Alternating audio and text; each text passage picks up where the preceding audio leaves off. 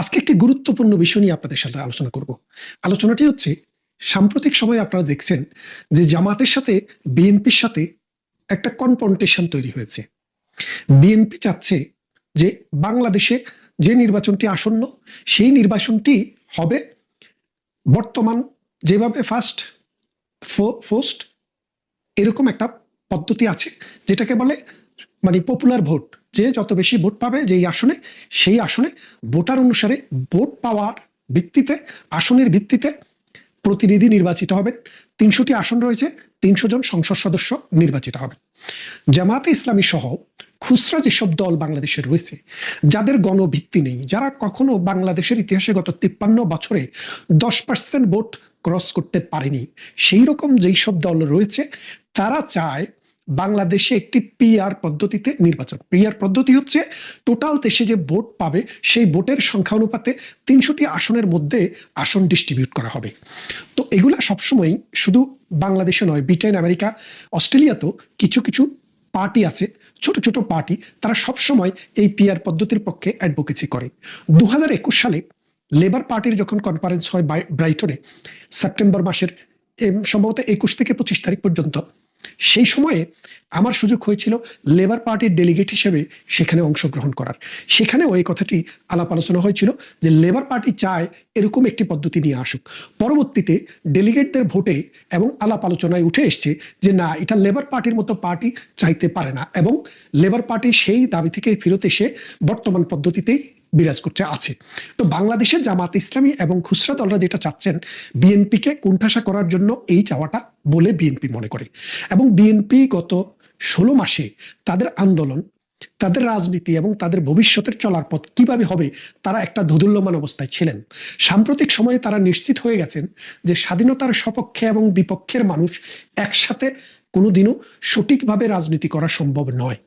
আগে বিএনপি এবং জামাত একসাথে রাজনীতি করতে পেরেছিল এই কারণে, তখন বিএনপি একটি বড় দল হিসেবে জামাত ইসলামী মনে করত বিএনপি যা বলে সেটাকেই জামাত মেনে নিত, খুদ পাক আর কুড়া পাক যেটাই পাক সেটা দিয়ে সন্তুষ্ট থাকতো।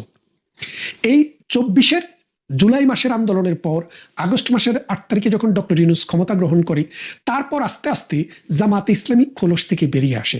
তাদের সন্ত্রাসীরা বাংলাদেশের বিভিন্ন অঞ্চলে হামলা করেছে, অত্যাচার নির্যাতনের স্টিম রোলার চালিয়েছে।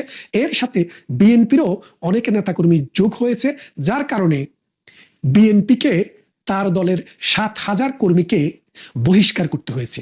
এখন এই জামাতের সাথে যদি রাজনীতি বিএনপিকে করতে হয়, তাহলে এই সন্ত্রাস, এই চাঁদাবাজ, এই নৈরাজ্য সৃষ্টিকারীদেরকেই গুরুত্ব দিতে হবে। তাই বিএনপি সর্বশেষ যে অবস্থান নিয়েছে সেটি হচ্ছে প্রচলিত পদ্ধতিতেই ভোট হবে।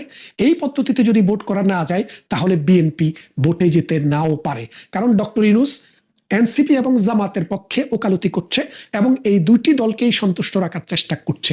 কিন্তু শেষ পর্যন্ত ডক্টর ইউনূসের পায়ের নিচের মাটি সরে গেছে, কারণ যে আওয়ামী লীগের কর্মকাণ্ড নিষিদ্ধ করেছে এবং আওয়ামী লীগের ছাত্র সংগঠন বাংলাদেশ ছাত্রলীগকে নিষিদ্ধ করেছে, সেই ছাত্রলীগ, সেই যুবলীগ, সেই আওয়ামী লীগ এখন ঢাকায়, চিটাগংয়ে, রাজশাহী, খুলনা, বরিশাল, যশোর, ঝালকাঠি, ফিরোজপুর সব জায়গায় আস্তে আস্তে মিছিল নিয়ে রাস্তায় নামতে শুরু করেছে। এখন আওয়ামী লীগের মাঠে নামা, ছাত্রলীগের মাঠে নামা, যুবলীগের মাঠে নামা, কৃষক লীগ, শ্রমিক লীগের মাঠে নামা, রাজনীতিবিদ আওয়ামী লীগের যারা আছেন তাদের মাঠে নামা মানে হচ্ছে বাংলাদেশে একটা বিশাল জনগোষ্ঠীর মধ্যে একটা রেভুলেশন সৃষ্টি। কারণ আপনারা জানেন, প্রধানমন্ত্রী শেখ হাসিনা যখন ইন্ডিয়াতে গিয়ে আশ্রয় নিলেন, তারপরে আওয়ামী লীগের উপরে যে স্টিম রোলার চালানো হয়েছে, এই 193টি রাষ্ট্র বর্তমানে জাতিসংঘের সদস্য, এইরকম স্টিম রোলার একটি অগণতান্ত্রিক সরকার, একটি অনির্বাচিত সরকার পৃথিবীর কোথাও একটি বিশেষ দলকে টার্গেট করে এত নির্যাতন অত্যাচার চালায়নি। শেষ পর্যন্ত বিএনপি বুঝলো এখন আওয়ামী লীগের পালা, এরপরে হয়তো বিএনপির পালা। তাই বিএনপি এখন আস্তে আস্তে আস্তে আস্তে পরিবর্তন হতে শুরু করেছে। আমার কাছে যেটুকু খবর আসছে, বাংলাদেশের একটি বন্ধুপ্রতিম রাষ্ট্রের মাধ্যমে বিএনপি এবং আওয়ামী লীগের মধ্যে একটি সমঝোতা চুক্তি, একটি সমঝোতা প্রস্তাব হচ্ছে, একটা সমঝোতার আলাপ আলোচনা হচ্ছে। এই সমঝোতা হবে এই ভিত্তিতে যে বাংলাদেশে স্বাধীনতা বিরোধী, ধর্মান্ধ, সাম্প্রদায়িক যে শক্তি আছে, যারা বাংলাদেশের একাত্তরকে স্বীকার করে না, সংবিধানকে স্বীকার করে না, তাদের বিরুদ্ধে একটি যুগপৎ আন্দোলন হবে। সেই আন্দোলনে ডক্টর ইউনূসের সরকার উড়ে বঙ্গোপসাগরে চলে যাবে। জামাতের যে স্বপ্নমহল সেটা ভেঙে ছারখার হয়ে যাবে। ওই মৌলবাদীদের মুখপাত্র হামজা, যাকে আমরা কাফের, মুরতাদ, শয়তান উপাধি দিয়েছি, সেই শয়তানদের ওয়াজ মাঠে ঘাটে বন্ধ হয়ে যাবে। এবং এই কাফের, মুনাফেক যারা প্রতি কথায় কথায় মিথ্যা কথা বলে, তাদের বিরুদ্ধে বাংলাদেশে আজকে সোচ্চার হতে শুরু করেছে। অল্প দিনের মধ্যেই বিএনপি আওয়ামী লীগকে নিয়ে রাজপথে যদি নেমে যায়, আপনারা এটাকে অবাক মনে করার কোনো কারণ নেই।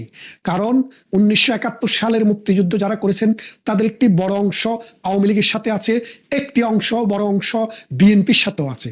সুতরাং এই দুটি দলে 1971 সালের মহান মুক্তিযুদ্ধে অংশগ্রহণকারী দল। সুতরাং তাদের মধ্যে অনেকে বিষয়ে দ্বিমত আছে। একটি দল আরেকটি দলের উপরে অনেক ধরনের নির্যাতন করেছে, অত্যাচার করেছে। প্রধানমন্ত্রী শেখ হাসিনা যখন বিরোধী দলে ছিলেন 2004 সালের 21 আগস্টে বিএনপি ক্ষমতায় থাকা অবস্থায় তার উপরে বঙ্গবন্ধু এভিনিউতে পার্টি অফিসে যে হামলাটি হয়েছে, বিএনপি যদিও দাবি করে এসছে এই হামলার সাথে তাদের কোনো দায় নেই, কোনো যোগাযোগ নেই, কিন্তু এই হামলাকারীদেরকে কোনো বিচার বিএনপি করে দিতে পারেনি। যার কারণে আওয়ামী লীগ এবং বিএনপির মধ্যে যে একটা ফাটল ধরেছিল, সেই ফাটলটি আরো দিনে দিনে আরো বিশাল হয়েছে। কিন্তু 2024 সালের আন্দোলনের পর, 2024 সালের আগস্ট মাসে ডক্টর ইউনূস ক্ষমতায় বসার পর সবচেয়ে বড় দল আওয়ামী লীগকে বাদ দিলে যারা থাকে সেটা হলো বিএনপি।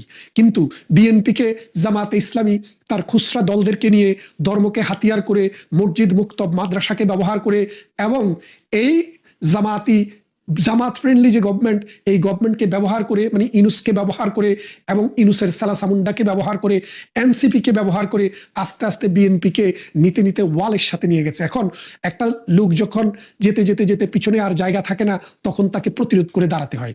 এখন বিএনপিরও সেই প্রতিরোধের সময় এসছে। আপনারা হয়তো 2 মাস, 3 মাস, 4 মাসের মধ্যে এমন ঘটনা যদি দেখে থাকেন যে বিএনপি বলছে আমরা এই জামাত ইসলামী এবং ডক্টর ইউনূসের সরকারকে এই দেশ থেকে বিতাড়নের জন্য একটি আন্দোলনে নামবো। সেই আন্দোলনে বঙ্গোপসাগরে ইউনূসকে ফেলে দিয়ে নিরপেক্ষ একজন মানুষের কাছে রাষ্ট্রের ক্ষমতা দেওয়া হবে, এবং 1972 সালের যে মহান আমাদের যে মুক্তির সনদ, আমাদের যে জাতীয় সংসদে পাশ হওয়া প্রণীত আমাদের যে কনস্টিটিউশন রয়েছে, সেই কনস্টিটিউশনের ভিত্তিতে এই দেশ পরিচালিত হবে। আপনারা জানেন যে বলছে বারবার জুলাই সনদ। এখন সনদ হয় কোনো আন্দোলনের যে উদ্দেশ্য, যে আদর্শ, সেই উদ্দেশ্য এবং আদর্শকে বাস্তবায়ন করার জন্য। 2024 সালের যে আন্দোলনটি শুরু হয়েছে, আমরা দেখেছি সেই আন্দোলনটি ছিল মূলত কোটা বিরোধী আন্দোলন। অর্থাৎ বাংলাদেশে যে পাবলিক পরীক্ষায় যারা পাশ করতো তাদের মধ্যে নানান ধরনের কোটা পতার ভিতর দিয়ে যেতে হতো। বিশেষ করে মুক্তিযোদ্ধাদের কোটাটি সবচেয়ে বেশি আলোচিত ছিল। সেই কোটা বিরোধী আন্দোলন 2018 সালে নুরুল হক নুরু শুরু করেছিল, যারে গরু পিটা করেছে এই আর্মিরা। গরু পিটা করে এখন হসপিটালে রেখেছে, শুনেছি বেঁচে উঠছে। এই কুলাঙ্গার যখন কোটা আন্দোলন শুরু করে, আস্তে আস্তে এই কোটা আন্দোলনের তার হাত থেকে চলে যায়। তারপর এটি আসে এই এনসিপির এখন যারা নেতা তাদের হাতে। এখন যেহেতু এই আন্দোলনটি ছিল কোটা বিরোধী আন্দোলন, সেহেতু জুলাই সনদ যদি হয়, সেই সনদ হবে মাত্র একটি বিষয়, যে বাংলাদেশে কোনো পরীক্ষায়, কোনো বিষয়ে, কোনো জায়গায় কোথাও কোটা থাকবে না। ইভেন ভবিষ্যতে সংসদেও নারী অথবা উপজাতি বা কোনো ধর্ম বা বর্ণ বা গোষ্ঠীর জন্য কোনো কোটা থাকবে না। সেটাও হইতে পারে, কোটা থাকবে না, সোজা কথা, কোনো ইস্যুতেই কোটা থাকবে না। এই যদি হয় জুলাই সনদ, সেটার সাথে আমিও আছি।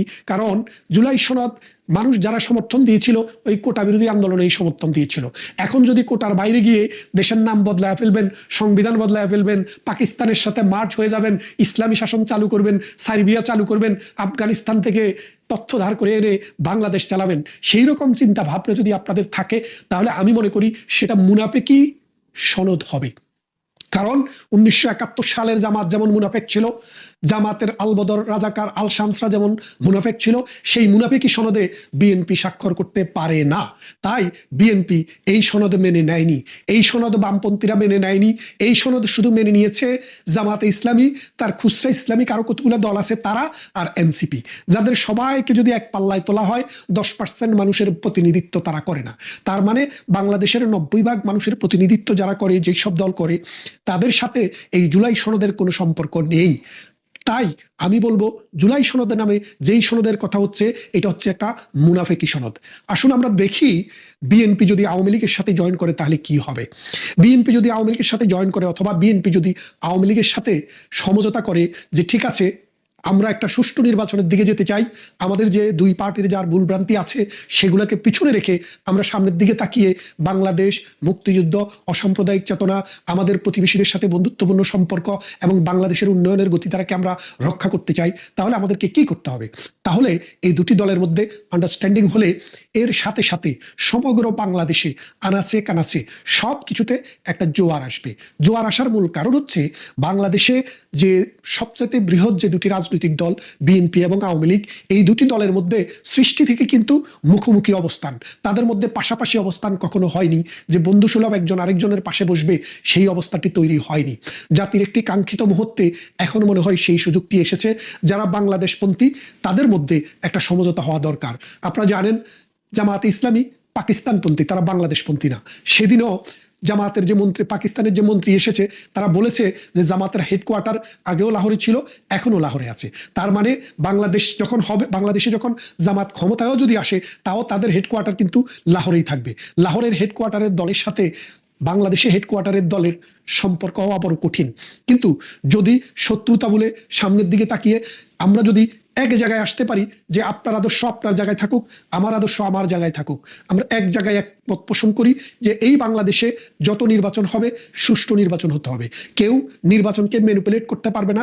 এবং এটার জন্য কনস্টিটিউশনাল গ্যারান্টি যদি করা যায় যেটা স্বাভাবিকভাবে চলবে, তাহলে আমার মনে হয় বাংলাদেশ ভবিষ্যতের দিকে তাকিয়ে একবিংশ শতাব্দীর এই পর্যায়ে এসে যে আমাদের 18 কোটি মানুষের জীবন মান উন্নয়ন করে বিজ্ঞান ভিত্তিক সমাজ ব্যবস্থার জন্য এবং উন্নত সমাজ ব্যবস্থার জন্য আমাদের যে নতুন প্রজন্মের মনোজগতে যে পরিবর্তন আসছে, সেই পরিবর্তনকে ধারণ করার জন্য যদি এই দুটি দল যা হতে যাচ্ছে বলে শুনেছি সেটার দিকে যদি এগিয়ে যায়, সেটা শুধু বিএনপির লাভ নয়, সেটা শুধু আওয়ামী লীগের লাভ নয়, সেটা সমগ্র বাংলাদেশের লাভ এবং দক্ষিণ পূর্ব এশিয়াতে একটি প্রগতিশীল প্রপার সুষ্ঠু রাজনৈতিক ধারা তৈরি হবে বলে আমি মনে করি।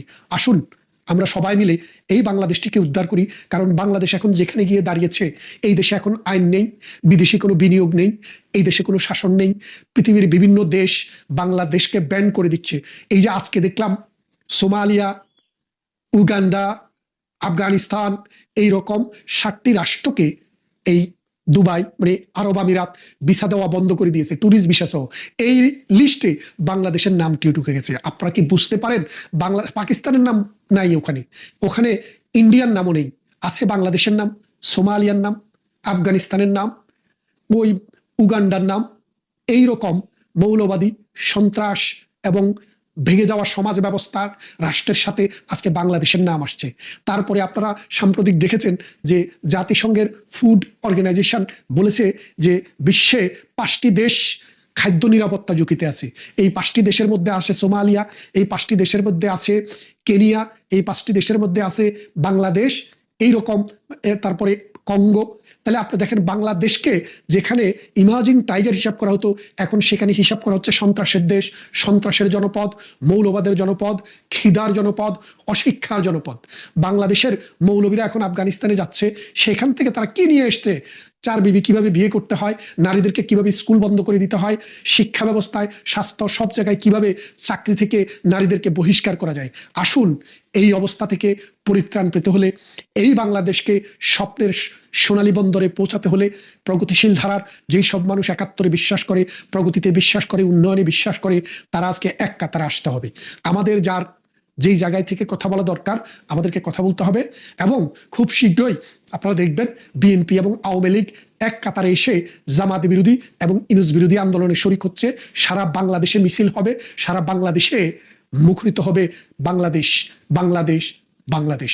পাকিস্তানি বাহিনী নিপাত যাবে, মৌলবাদী শক্তি নিপাত যাবে এবং ডক্টর ইউনূসের সুদের ব্যবসা লাটে উঠবে। ভালো থাকবেন, কথা হবে অন্য কোনো ভিডিওতে অন্য কোনো বিষয়। দর্শক, সম্পূর্ণ ভিডিওটি দেখলেন, আশা করি বিষয়টি বুঝতে পেরেছেন। এ নিয়ে আপনার গুরুত্বপূর্ণ মন্তব্যটি অবশ্যই কমেন্ট বক্সে জানিয়ে দিবেন। ধন্যবাদ।